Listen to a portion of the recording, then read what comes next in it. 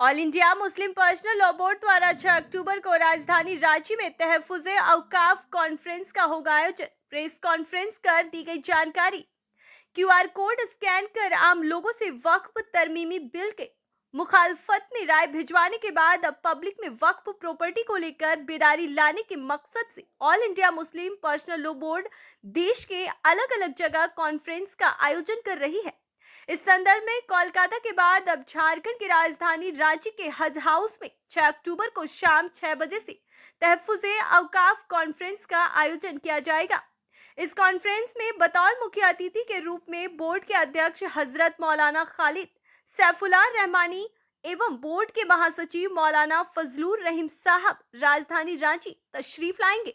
भारत सरकार एक बिल लाने की कोशिश कर रही है जो मुसलमानों के पूर्वजों ने जो ज़मीनें खैरात में दी हैं, जिसे वक्फ़ कहा जाता है, और वक्फ़ एक्ट कानून हिंदुस्तान में ऑलरेडी मौजूद है।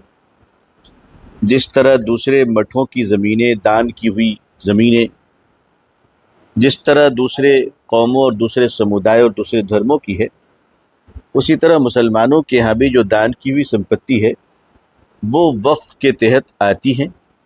भारत सरकार उसके पूरे नियमों को बदलना चाहती है और उसमें बड़े ख़तरे पैदा करना चाहती है हमारे लिए।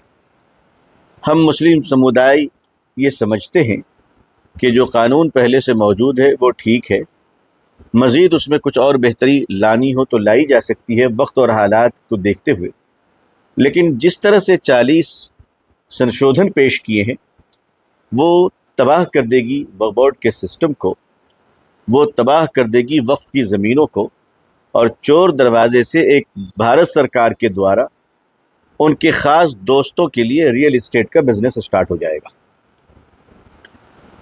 All India Muslim personal law board ये चाहता है कि संविधान के दायरे में रहते हुए हम इस बिल को अपोज़ करें। जॉइंट पार्लिमानी कमेटी के पास जेपीसी को जो बिल भेजी गई है उन्होंने हमसे राय मांगा।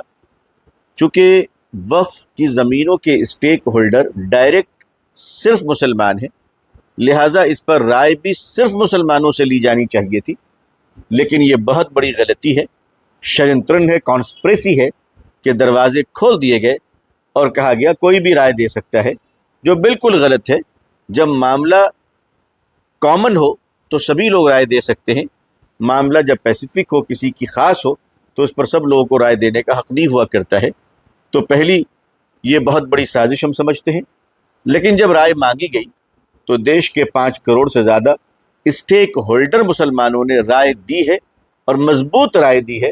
और लोकतंत्र में स्टेक होल्डर की तरफ से दी जाने वाली राय की वही इज्जत होनी चाहिए जो वोटर्स के वोट देने पर उसकी इज्जत की जाती है। अब ये है 5 करोड़ लोगों ने जो किया है, क्या उससे कितना फर्क पड़ने वाला है? All India Muslim personal law board का क्या स्टैंड होने वाला है आगे?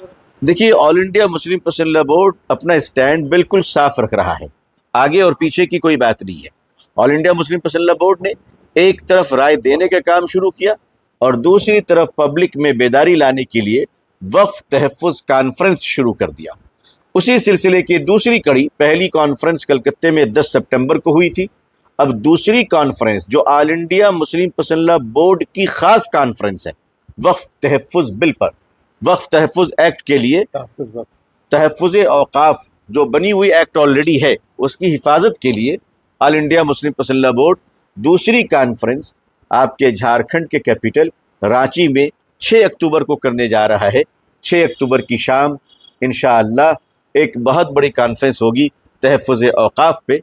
उसी सिलसिले में आप लोगों को तकलीफ़ दी गई आज की प्रेस कॉन्फ्रेंस, और आज शाम में इस पर एक कमेटी बनेगी और वो कमेटी बनाने और कॉन्फ्रेंस करने और तमाम चीज़ों के लिए all India Muslim personal law board ने कन्वीनर बनाया है।